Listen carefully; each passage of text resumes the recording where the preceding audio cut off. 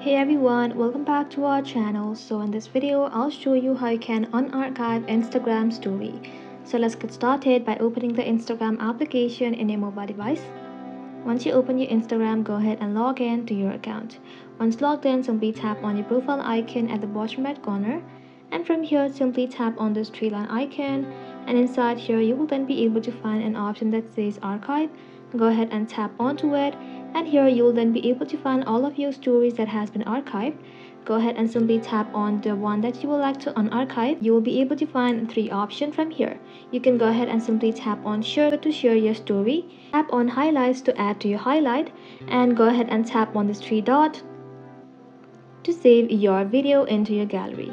So if you want to repost it, you can just go ahead and tap on share as story and you're good to go. And that's simply how you can unarchive and reshare your old Instagram stories. Thank you all for watching till the very end and stay tuned until our next upload.